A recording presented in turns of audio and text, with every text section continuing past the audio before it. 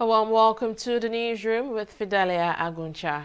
The House of Representatives has resolved to institute a legal suit against Minister of Niger Delta Affairs Godswill Akpabio following the expiration of a 48-hour ultimatum given to him. On Tuesday, the House issued an ultimatum to the minister to publish the names of lawmakers whom he claimed had received contracts from the Niger Delta Development Commission, NDDC. With the expiration of that deadline, the clerk has now been directed to issue a criminal complaint of perjury and civil defamation suit against Akpabio. Meanwhile, the Senate Ad hoc Committee investigating financial recklessness in the NDDC has concluded its investigation and has presented its reports before the House. In the report read by the committee chairman, Olubunmi Adetunbi, he said the NDDC spent 1.3 trillion naira between 2015 and May 31st, 2019. He said the committees also observed process errors and infractions as well as substantial payments were made to staff in the form of unjustifiable allowances. The investigation further revealed that the NDDC paid 4.9 billion naira to staff for numerous allowances including COVID-19 relief, tour duty allowances, overseas travel, and international scholarship. The payment for overseas travel and scholarship was during the lockdown and cessation of flights abroad. It further observed that the performance of the Interim Management Committee of the IMC is a major issue as the record of the IMC has not shown any record of prudence, advising that it should be dissolved.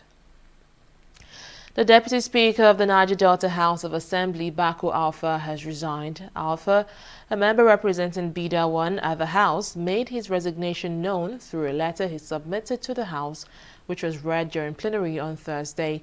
Speaker of the House, Abdullahi Hussein, who read the letter on the floor of the House, however, did not give details on why the Deputy Speaker decided to resign. Meanwhile, the House has nominated Jibrin Baba, representing Lavon constituency, as the new Deputy Speaker. The Department of State Services, DSS, has denied a claim by the Federal Airport Authority of Nigeria, FAN, that its officials slapped an airport worker. FAN had alleged that Safiyanu Abba, head of the DSS at the Nnamdi Azikiwe International Airport in Abuja, stopped an aviation officer from searching a visitor who set off a metal detector. In a tweet on Wednesday, the aviation agency added that during the incident, which took place on July 17, Abba slapped the aviation security officer. However, Peter Afananya, DSS spokesperson, has denied the allegation. In a statement, he said the DSS promotes cordial relationship with other agencies and prioritizes good conduct among members of its staff. He said, quote, "The news, as reported by some sections of the media, has left an impression that is not factual and should therefore be disregarded." We'll take a break here to bring you more stories. Stay with us. In the last 3 years, we have built a multi-purpose center, which is the envy of all in our constituency. And I can tell you that the people who are living there are already enjoying it. Guy, do you think what this man just said is true? See, I seriously doubt. I'm sure it's one of those their silly lies. Wait, do you know there's a way to find out if these things he's saying is true or not? This is the Construct app. It gives people like us a sure way to track implementation of constituency projects. It gives valid and verified information on location of projects, amounts allocated, amount funded, the level of job done, and even the profiles of concerned legislators. You and I can post directly on this app. Are you serious? This is the Go-To app if you want to know how our Commonwealth is being expanded by the government. Wow. Let's even see if what this man said is true. Show me. The Construct app is developed by Other People Nigeria with support from USAID and is available on both Google Play Store and Apple Store. And it's true. Of course, I told you.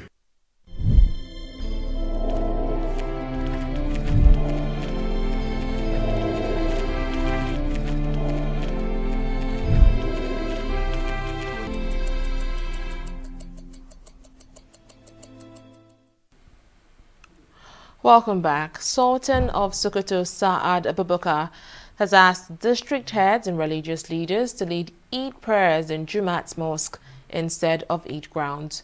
The spiritual head of Muslims in the country gave the advice while declaring July 31st as the celebration of Eid al-Kabir. Eid al-Kabir, which literally means Feast of Sacrifice, is an Islamic festival involving the killing of rams to commemorate the willingness of Prophet Ibrahim to follow Allah's command to sacrifice his son Ismail. In a statement on Wednesday, Abubakar called on Muslim faithfuls to pray for peace, progress and development in the country. The Divisional Police Officer, Swani Division in Lagos, Oyin Francis, has donated palliative items to the less privileged to cushion the effect of the COVID-19 pandemic. The packs, which contain sanitizer, hand wash and packs of noodles, were conveyed in a bus and shared within Aswani communities where her station lies. Her distinctive approach, which she codenamed COVID-19 Outreach, was used to preach to the residents to ensure social distancing, to wear face masks and wash and sanitize their hands regularly with 80% alcohol-based sanitizers, assuring them that collective prevention and care will help defeat the coronavirus pandemic and help them return to their normal activities. The United Arab Emirates has ordered Nigerians with expired visas to leave the country before August 17. In a statement on Tuesday, the Nigerian embassy in Abu Dhabi said UAE has granted waivers on fines and penalties on visas that expired before March 1st. The embassy urged affected citizens to submit their papers for immigration processing. It said Nigerians are advised to join the evacuation flight arranged from the country before the deadline. The statement also announced that an Air Peace flight will evacuate willing Nigerians from the country on the 1st of August 2020, while there will be subsequent evacuation flights thereafter. Nigeria has been evacuating hundreds of its citizens stranded abroad due to the coronavirus lockdowns imposed by many countries. South Africa has announced a record 24-hour increase of 572 coronavirus deaths, bringing its total number of fatalities to 5,940. The country is the worst affected in Africa and among the top 5 in the world in terms of confirmed cases, with 394,948 infections reported to date, almost half of the total number of deaths having reported in the Western Cape province, while the majority of positive cases are in Gauteng, which is South Africa's financial hub and epicenter of the outbreak. Meanwhile, almost 60% of the country's COVID-19 patients have recovered from the virus. We'll take a break here to bring you business stories and more.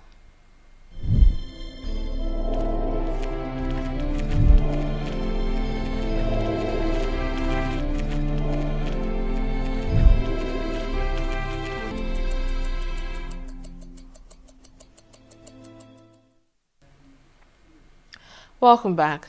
The Nigerian Senate has withdrawn from the request for cancellation of Azura and ACU gas power agreements the federal government had with some companies in 2015. The upper chamber noted that the agreement on Azura Power would cost Nigeria $1.2 billion in its foreign reserve if it decides to exit the pool core option agreement.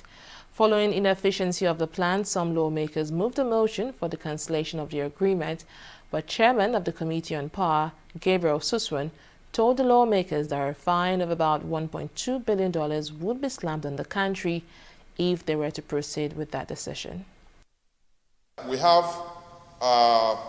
installed capacity of 13,000 megawatts. Meanwhile, transmission are saying that they can wheel about 7,000, and then distribution are saying that, well, what we can take is only 3,500.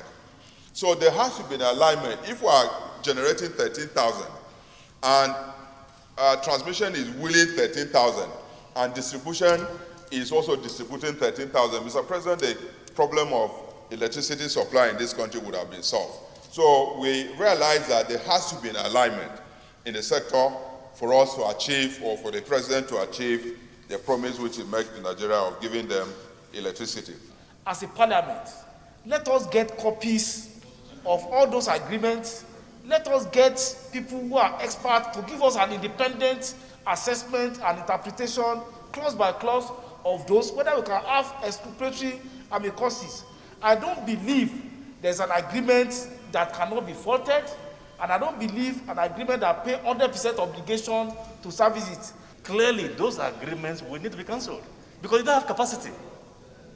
Because listening to my colleague OUK, you know, for even if it takes 100 years, there will be no solution, no matter what the kind of money you pump in. We're going to be back to square one. So something very, very drastic and radical, you know, will have to be done here. If we will be giving these people, these companies, 700 billion, 600 billion, to the tune of over 1.5 trillion at the moment, and this thing is endless, I think the time has come for us to consider this privatization. The Federal Executive Council, FAC, has approved the design, construction and supply of 5 number of fast ballistic reverie assault boats and 5 patrol boats in the sum of 280.9 million naira. Minister of Finance Zainab Ahmed, who announced this after the meeting, said the Nigerian Customs Service needs these boats to enhance its operational efficiency and combat smuggling activities on Nigeria's waterways. The second contract that was submitted to Council today is also for the Nigerian Customs Service, and it is for the design, construction, and supply of 5 numbers fast ballistic riverine assault boats and 5 numbers patrol boats with all associated accessories in favor of Mr. Siwa West Africa Limited in the sum of 280,992,888 naira and 75 kobo, inclusive of 7.5% VAT. The Nigerian Customs Service needs these boats to enhance its operational efficiency and combat smuggling activities on our waterways. This will also significantly boost revenue collection and other core duties of maritime units of the Nigerian Customs Service. A man armed with a grenade has escaped arrest and took a senior Ukrainian policeman hostage in the central city of Poltava. Ukraine's Deputy Interior Minister explained that the police were trying to arrest the man suspected of hijacking a vehicle when he took out a grenade and threatened to kill one of the officers. After negotiations, the man exchanged a police officer for a police colonel and drove off with him in a car provided by the police.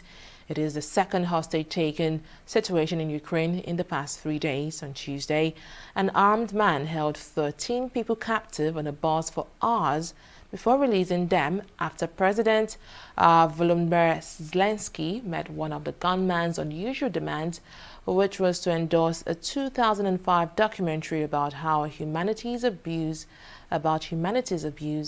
of animals.